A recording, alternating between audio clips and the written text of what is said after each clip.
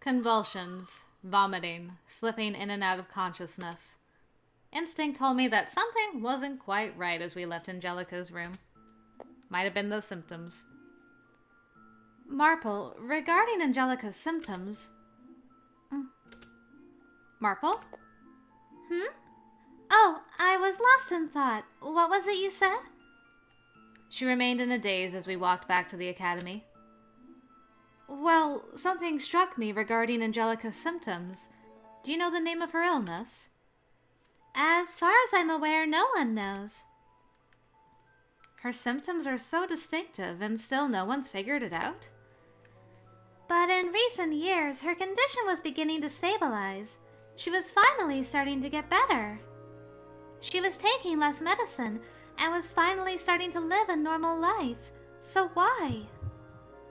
Her sadness was so apparent that my heart was roused. I want to help her.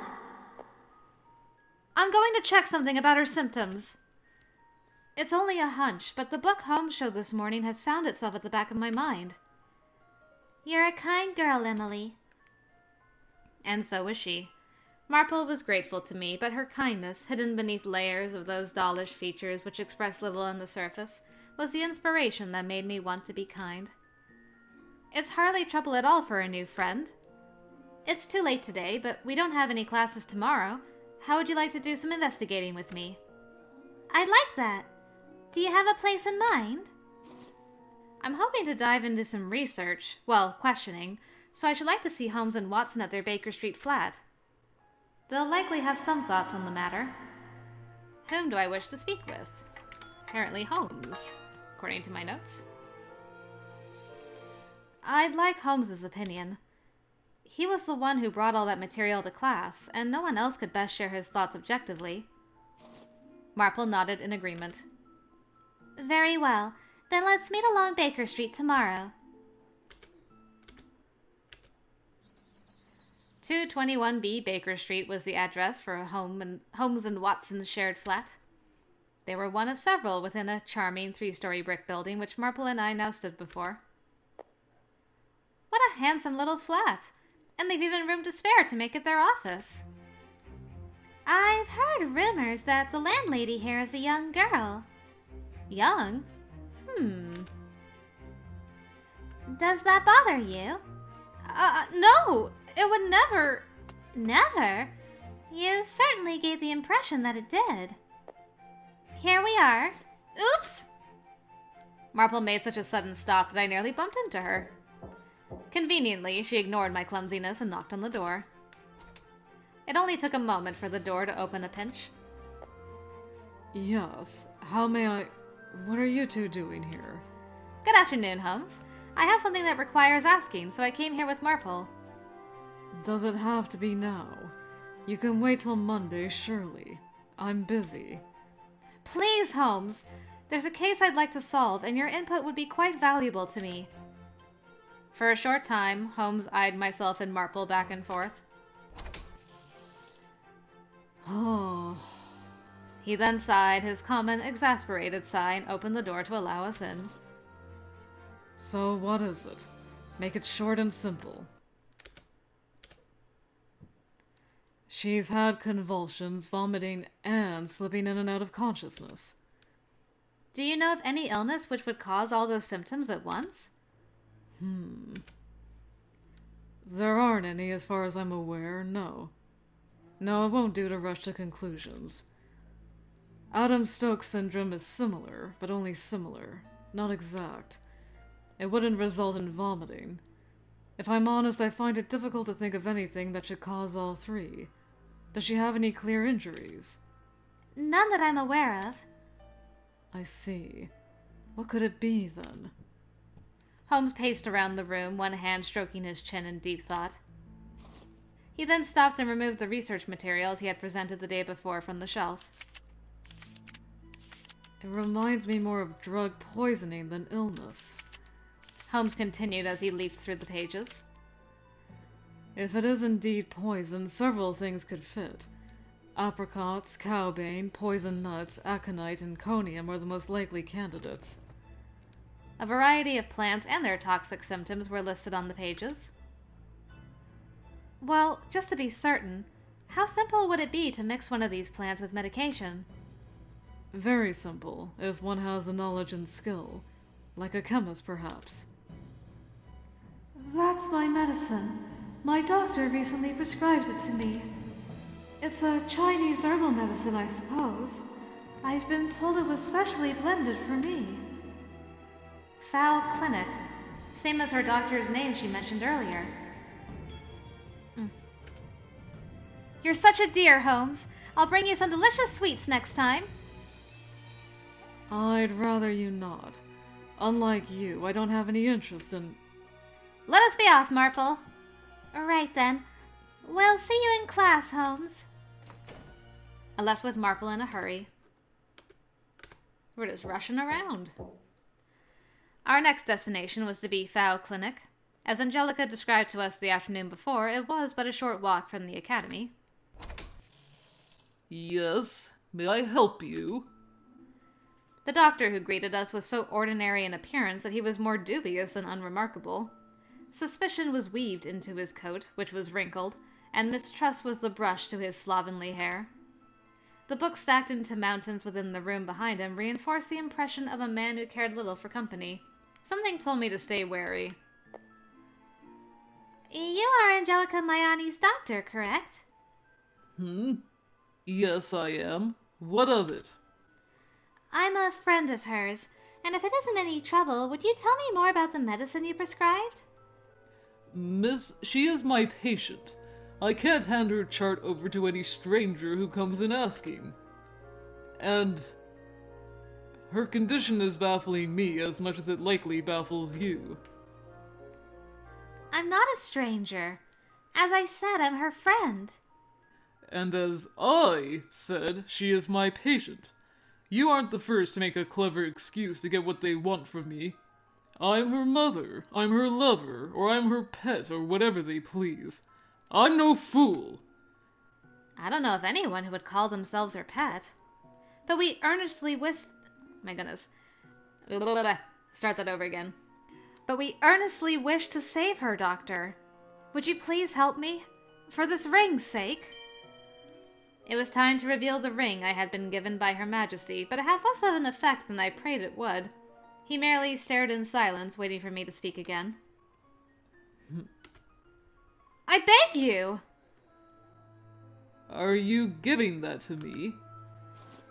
You misunderstand. Her Majesty the Queen gifted me the...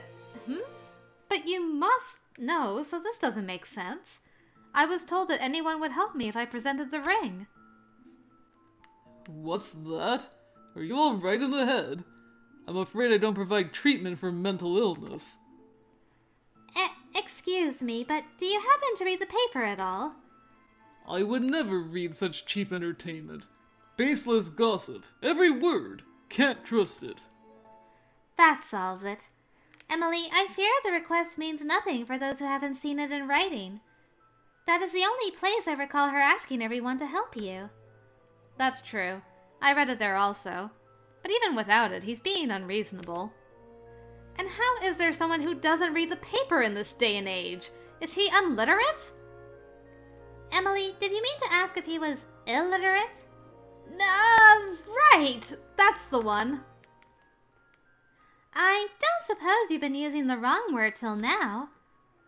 Well, yes, it appears that I have. How silly of me. Nothing else to ask? Off with you then! I've work to do. Well. Against our best efforts, the door had been slammed in our noses before we managed to step inside. Well, this didn't go as I planned.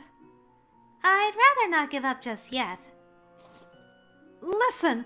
We should ring for the yard and have him arrested! Don't be so dramatic, Emily. But doesn't this upset you?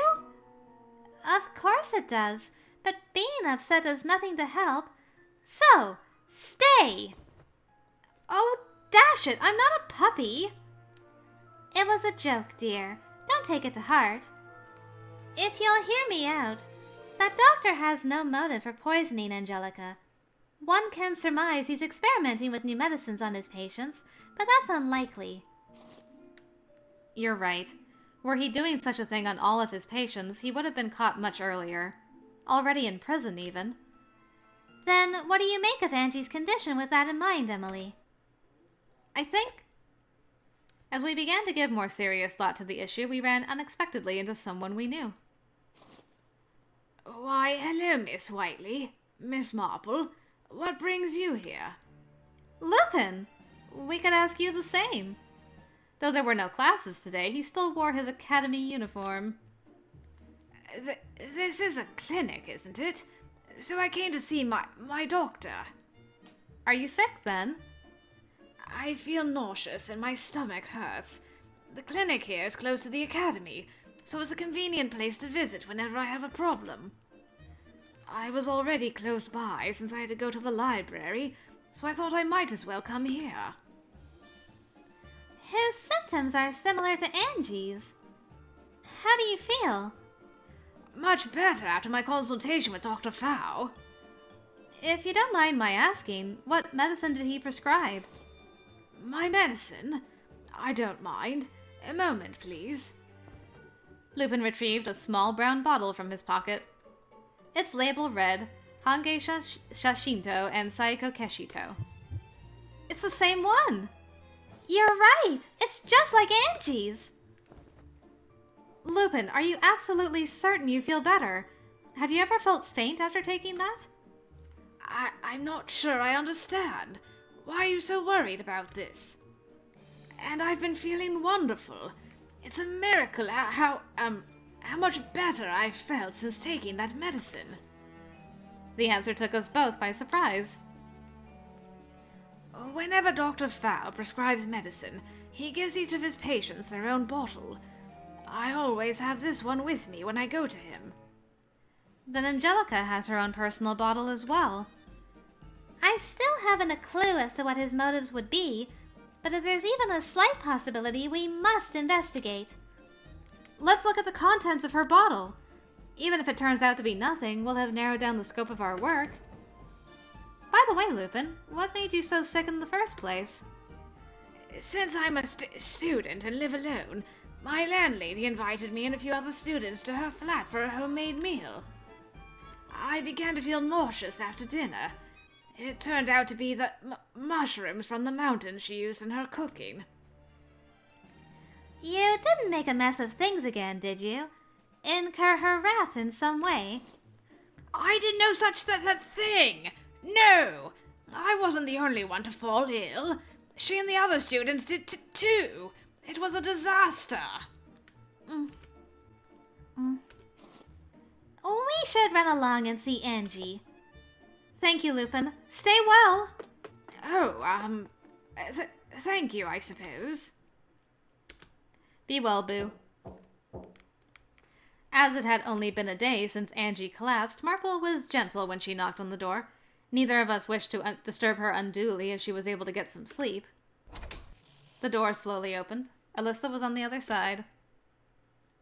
Good afternoon. I have something I'd like to borrow. May I step inside? Certainly. Marple was not nearly as gentle in thought with Angie's roommate, having forced the girl aside quite intentionally as she entered. I was able to spot Angelica sleeping through the gap in the door. To my relief, she looked at peace. I entered. The first thing to grab my attention was a tiny hard shell, barely noticeable with it being the size of one's thumb, on the ground just before the shelf. I don't know what about it intrigued me so, but intrigued I was, and so I plucked and examined it closely. What was this? Why did it feel so out of place? And why am I so bothered by it? Emily, let's go.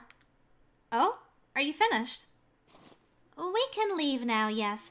I have enough of it for us to examine. Marple showed me a small bottle. Come, I'm leaving. Wait, Marple! And just where do you mean to examine it? Isn't it obvious? We have need to a madman obsessed with data and a doctor in the making. Holmes and Watson, then? Marple moved at an admirable speed for having such short legs. I was not tall myself, but it took considerable work on my end not to be left behind. We both stopped upon hearing a quarrel in the distance, however. lie to me, Rafus. You're horrible. How could you be seeing two girls in the club? There is a line, and you've crossed it. I tried to look the other way for a clubmate, but I can't do that anymore. A girl was shouting at the top of her lungs with fury from the courtyard. That sounds rather serious. We pricked our ears and listened. Alyssa and Angie. You see them both at the same time, and now Angie's ill. That's too much stress for the poor girl. Hardly. Her doctor is a quack. If she'd gone to a real doctor, she wouldn't have... They were talking about Angie. I stepped forwards with a sudden vigor to hear more. Marple? She had seized me by the arm before I could get far. Don't, Emily. What? Why? Her stare was so piercing that I couldn't move even if I wanted. Realizing she must have something in mind, I acquiesced without protest. Yet it wasn't long before we were noticed. I haven't done anything wrong. I've been faithful. He looked directly at me. You're... Oh, I recognize you. Sorry. It was the same boy who fled from the girls' dormitory just yesterday, and he made to flee the scene once more. Wait! Did you come here from the... Hold on a minute. He hastily cut me off. You two know one another? Or is it that you're seeing 3 women? No! Please, listen. It's a misunderstanding. Curious as I am by this affair, would either of you mind terribly if we asked about something else? We're in the midst of an investigation. If we can find the right answers, we might be able to save a friend of ours. Of course not. You're Sarah Marple and Emily Whiteley from the detectives course, I think. What would you like to know? What can you tell me about Angelica Maiani? About Angie? I feel like I'm not the right person to ask. He is the... If I may speak, I'm not seeing anyone else. The other student, wholly the skeptic, watched him with a fuming scrutiny that hoped to counter any word that stood out to her as fiction. He continued with caution. I have a serious relationship with Angie. I've been visiting her in her room because I've been worried about her. So you really are the one who visited Angie right before we arrived. But boys aren't allowed in the girls' dorm. If someone were to find out, you would be expelled without delay. So that lie from Angie about having no visitors was meant to protect you now, was it? Did Alyssa know that you were visiting Angie? She did. She caught me once when I was there. I'd asked her to keep it secret, and she promised she wouldn't tell anyone. So that's how it is. I'm not seeing both of them. I swear it on my life. He couldn't have been making a stronger effort to plead his innocence. I admit that I was seeing Alyssa before, but we aren't together now. In fact, she's been very supportive of me and Angie. There are days when she brings homemade scones and jam to everyone in the club. I don't have a poor word to spare for her, really. I can tell that both Angelica and Alyssa are precious to him.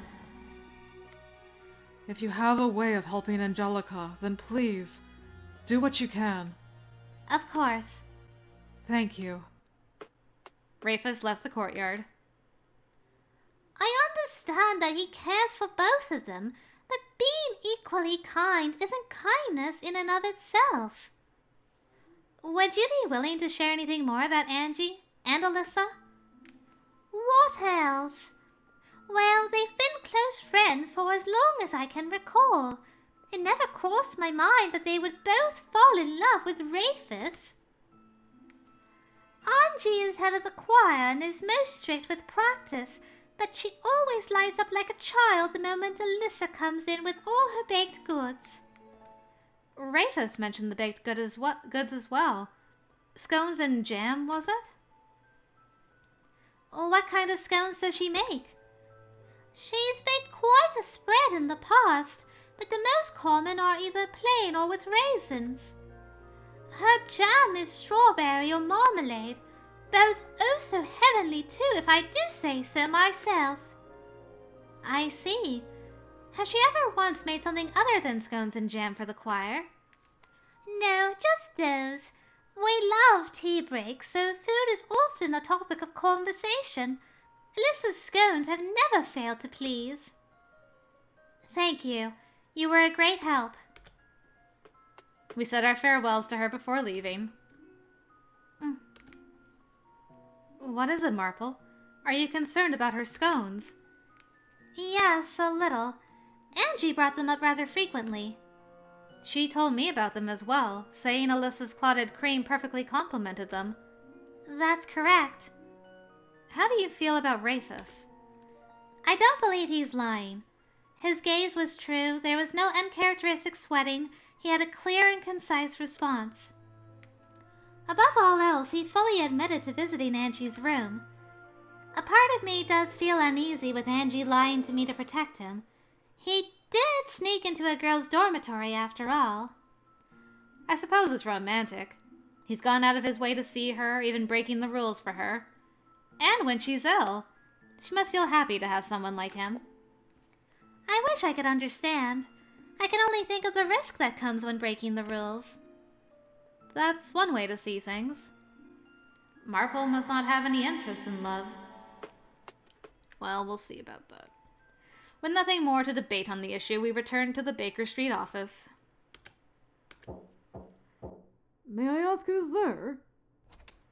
It was the second time we had visited in a day, and what a busy day it had been. Good afternoon again. Is it all right if we come in and talk for a bit? What's this? Back so soon, Miss Whiteley. Was she here earlier? You never told me, Holmes. And the point of that would be... Forget it. What do you need this time? Well, make yourselves comfortable. Watson sported a welcoming grin as he opened the door for us. I'm not some jack of all trades. This won't be as easy as you... Leave it to me, then! It's hardly difficult to examine medicine. Watson abruptly cut Holmes off, earning a nasty glare in turn. And what reason do you have to do this, no questions asked? You may have nothing to do, but I have been inundated with... That's why I said to leave it to me. Now, with that sorted, have a seat and I shall dive into research. Thank you. Permit me to accompany you. Marple followed after Watson.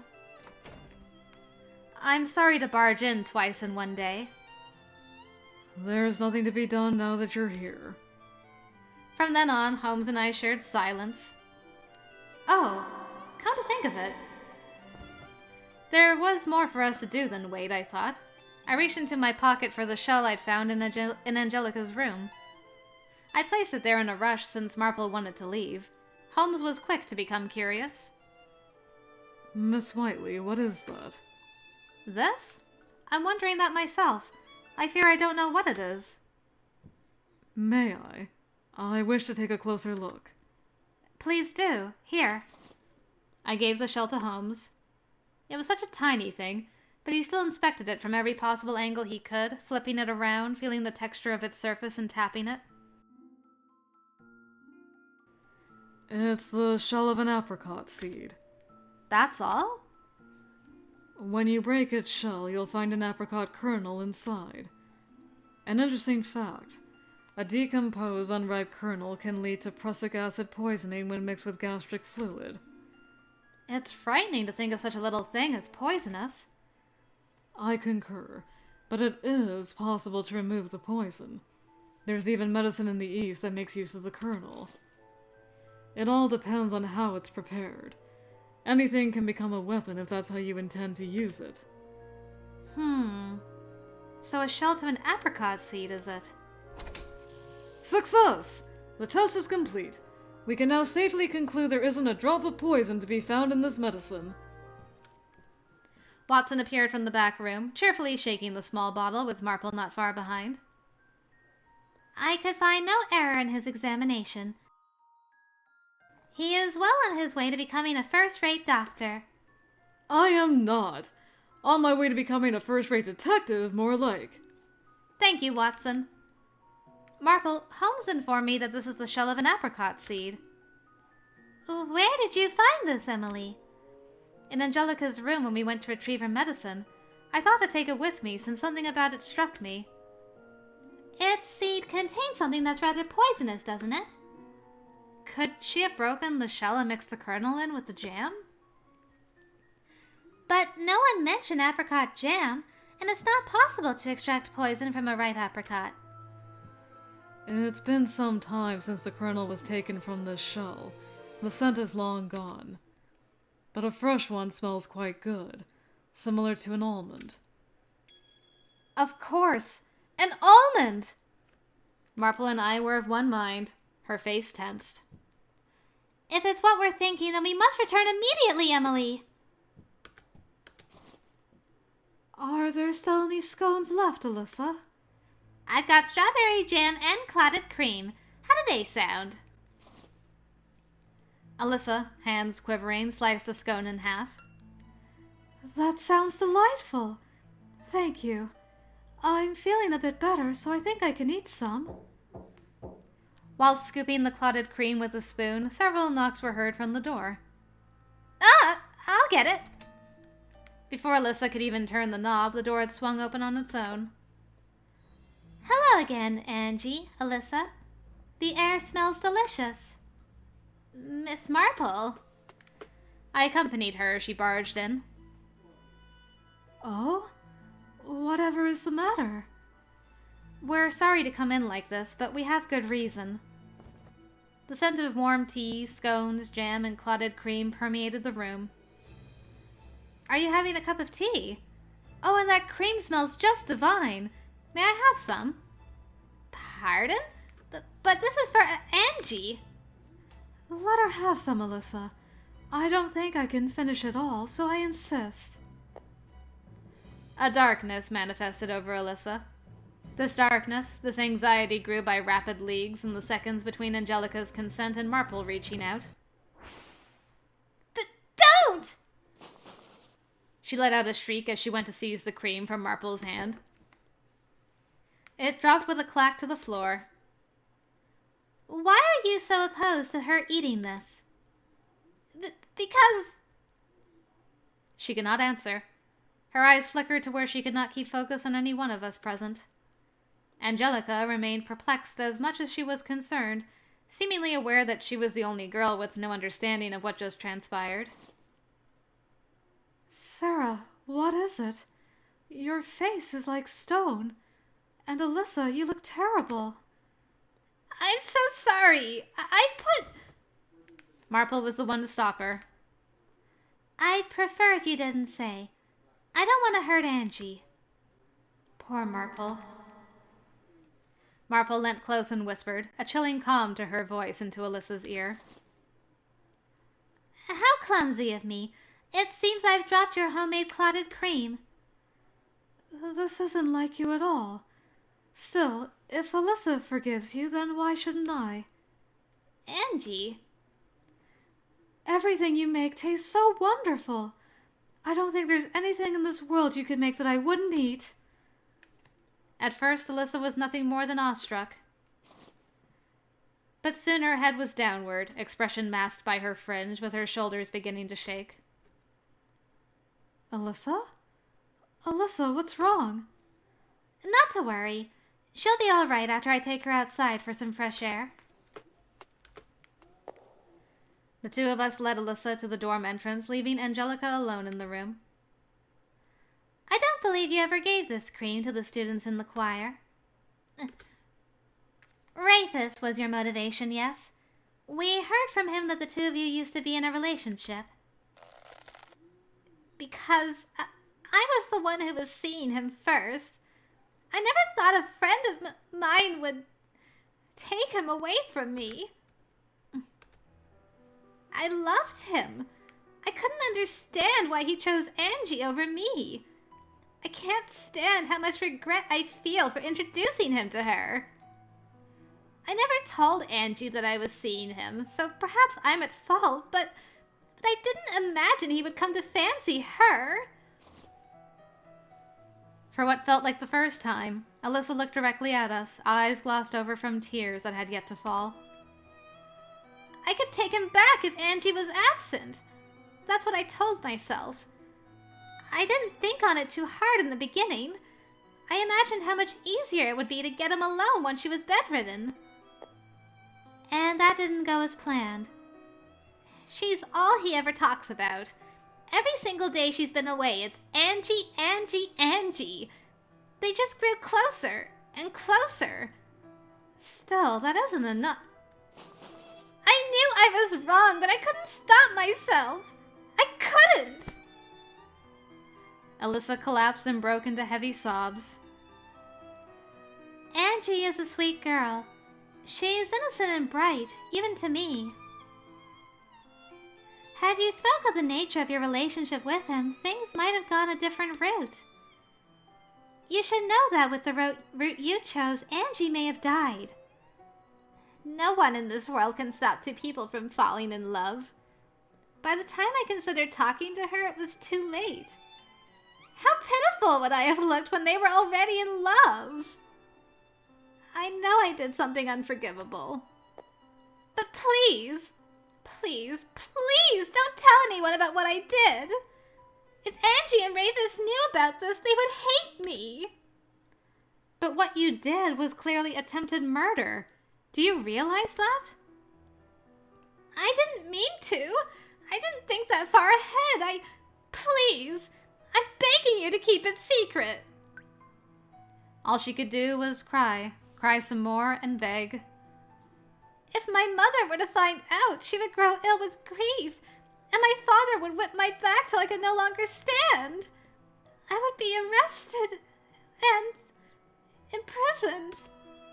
You deserve it. That's payment for what you did. Is that so difficult to understand? Please, please, please. I don't want to be arrested. Have mercy. Father, Mother. It was neither Marple nor I who broke the silence. Sara? Emily? Could you please forgive her? Of all the people in the world who would first speak of forgiveness, it was Angelica who was still in her nightgown. What? Angelica? How long have you been there? And you shouldn't be up. I'm sorry, Sara, but I was so worried about Alyssa. I heard everything. Angie! Angelica had dragged her weakened body down despite it working against her for every step. She stumbled as she approached Alyssa, who lost the will to speak at the sight of her. Alyssa is she's one of my dearest friends. Everyone has another side of them. A good side and a bad side. And I'm still alive. Why, even a healthy person comes down with sickness at times. That's true, isn't it, Sara? Marple looked down at the floor, lost for words. In the short time I'd known her, I'd never seen her look as unsure of what to do as she did now. The silence was almost too heavy for us to bear. Go. Me? Get out. Leave the dorm by the end of the day. And promise me that you will go somewhere far, far away from Angie and never come back. If you break that promise, I'll have Scotland Yard find you. And I'll tell Rafus what you did. Marple. I'm not an informant of any kind for the police, but you'd best leave before I consider being one. I understand. Please, take care of Angie. I will. Alyssa, take care. Do keep yourself in good spirits. All right? Yes, same to you. Thank you, Angie. And I'm truly, truly sorry. In the end, she couldn't choke back her tears as she said her goodbyes.